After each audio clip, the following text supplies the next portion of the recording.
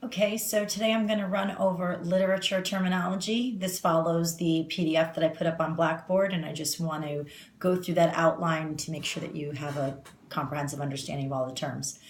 Literature terminology is evaluating literature based on a certain vocabulary that is introduced to you in this handout. So we're going to go over things like plot, summary, characters, mood, tone, point of view. First, let's go over plot. Plot is the story. It is what the characters do and what happens to them. It incorporates how and why those things happen, so cause and effect, also the consequences of their actions.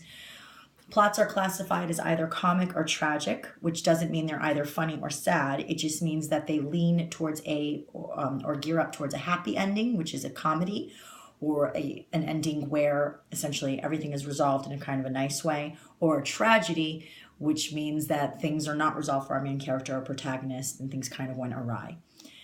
Again, not funny or sad.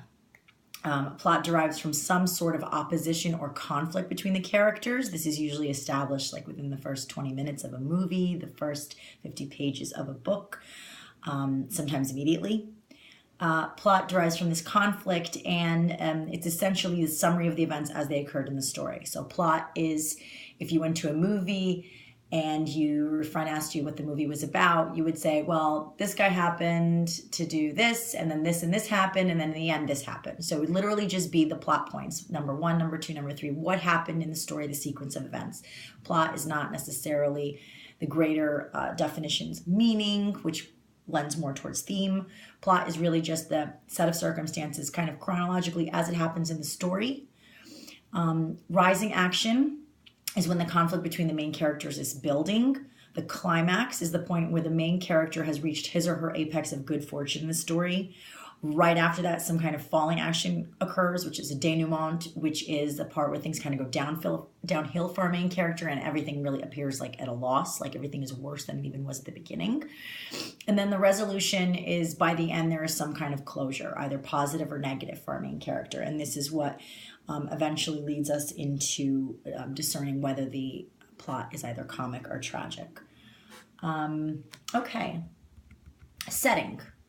Setting is not just the place where a story occurs, but it's also the time that a story takes place in. It can be the time period, it can be the time of day, it can be the year, the season.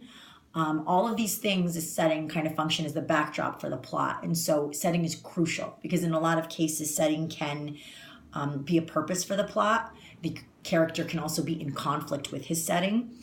Additionally, various places can also become characters. Like if a story takes place in New York City or Paris or London, these cities have so much personality on their own that they can kind of become like characters in the book in general or act as another character.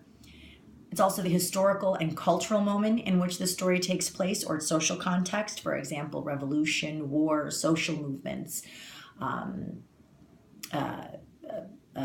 a market crash, stuff like that. Stuff that's happening around the characters in the story that are directly influencing them. We are always affected by our environment. Characters are affected the same way by their environment, including time, period, place. I give an example of Charles Dickens' Tale of Two Cities being affected not in just two places, Paris, France, and London, England, but also the circumstances leading up to the French Revolution and the descent between the peasants and the aristocracy. Let's go to characters. Characters is what the story revolves around, okay? Characters of all kinds, right? Sometimes there's people, sometimes there's animals, sometimes there's objects. The protagonist is the hero or the person that the audience is most meant to identify with. We are meant to kind of want to root for our protagonist. It doesn't necessarily mean that we sometimes think that the protagonist is a great person, but we just know that this is his or her story and we are following his or her journey or her mission. The antagonist is the primary source of conflict with the protagonist.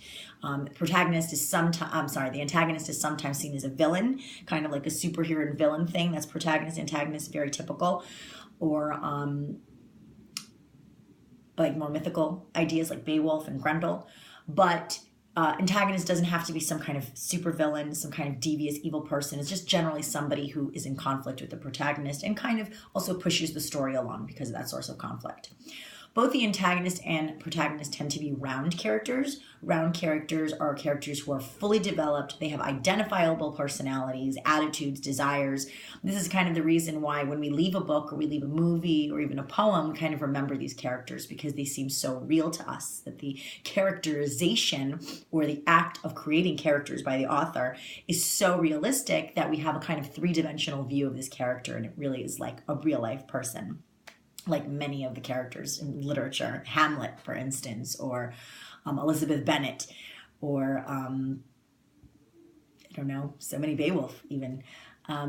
Flat characters are the opposite. Flat characters whose personalities are not fully developed, and they don't need to be for the story. If you had fully developed characters, like you see, have 20 in a story, the truth is that the story is about one thing, and one character can have many types of stories that other characters could be involved in, but for the purposes of the story that you're focusing on, there are certain dynamic characters or characters that change throughout the story. There are flat characters that do not change, that are not developed. There are static characters that could be round characters, but they do not change, so we call them static.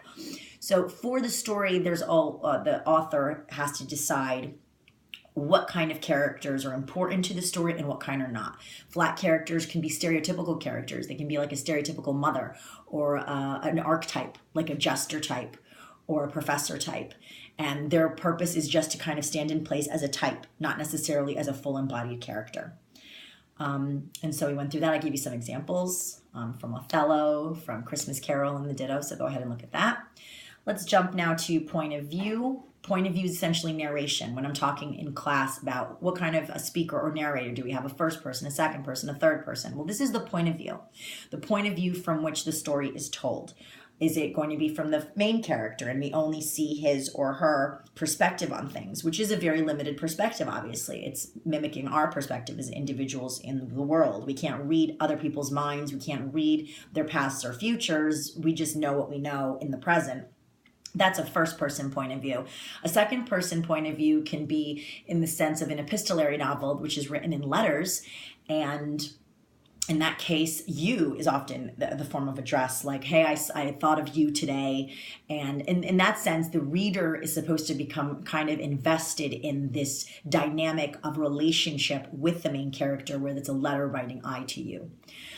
Third person is most common a lot, especially in class with the picture of Dorian Gray that we went over, this omniscient third person character who is all knowing. There's two types of omniscience. Well, there's one type that is omniscient, and let's say he has a view or she has a view into all of the characters, not just their minds, their desires, their past, their intuitions, their senses, their emotions, everything. Then there's a limited omniscience in which the narrator has a very limited view. Maybe he can see into 2 or 3 characters, but not into all the characters of the book. And so that's super important too, because that's also giving us an edge of who do we understand in the book and who is still not being understood. Who did the author take the time to characterize thoroughly as far as these identifiable personalities, and obviously why that's important to the story. And I give you an example of picaresque novels. Narrators, it's super important to make sure that it's clear. Narrators are not the authors.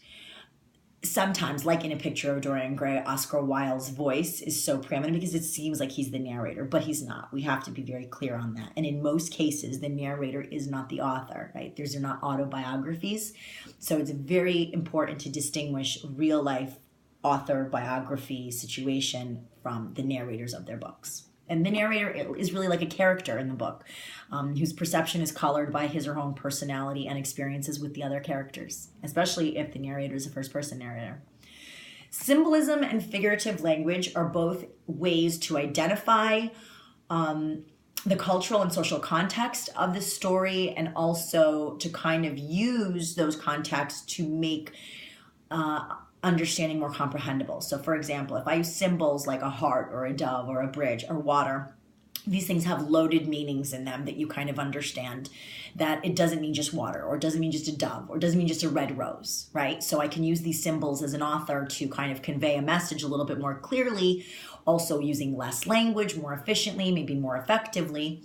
Same thing goes for figures of speech, like knee-high to a grasshopper, or I love you to the moon and back. These kind of things kind of create cultural connotations for us.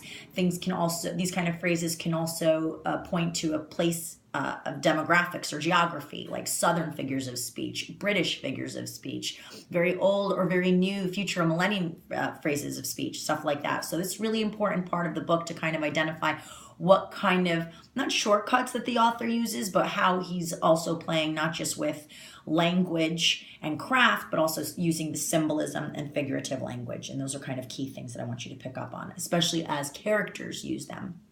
Okay, theme is the sixth point we're talking about. Theme is the point or the argument that the writer is trying to make. It's related to the subject, but is different from the subject of the story. Okay, where the subject of a story is specific to the setting, the plot, the characters.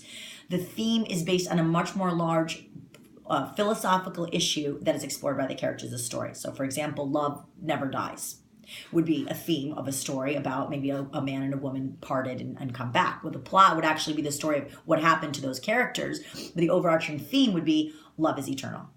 Okay, so that's the theme. And the theme can be as a complex understanding of an issue or idea as presented by the subject of the story, and it's expressed closely throughout and tied to the plot, but may not necessarily be explicit, and most likely isn't explicit in the story, like love is eternal. Period. Like that really wouldn't be there, but everything in the story is lending itself to that theme.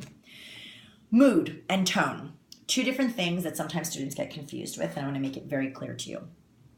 Mood refers to the atmosphere of the literary work. It's the way that we react with the work, okay? It's the mood usually expresses some kind of emotion like fear or dread.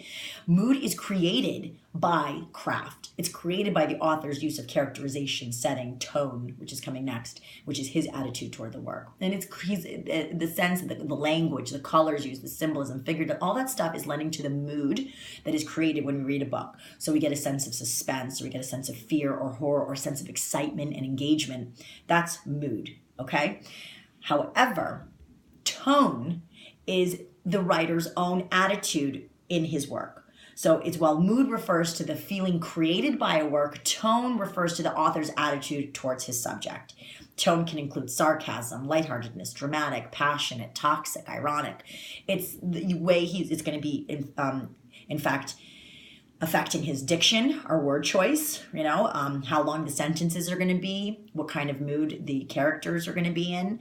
An author's tone can shape the reader's events to the story, including plot, characters, and settings. So tone is super important, and it's obviously affecting the narration, right? The point of view. So that's all literature terminology. You are not required to use that on the essay for Picture of Dorian Gray. However, some of you may have, which would have been a boon to you. If you choose to rewrite essay 1 once you get it back, which you will be getting it back most likely tomorrow for my second section, feel free to incorporate these elements into the paper, because it will allow you to assess the writing from a much more critical standpoint, and using vocabulary and being very effective and distinct with terms, and being able to create a more concise essay by using terms instead of using a bunch of words to describe a term. Okay?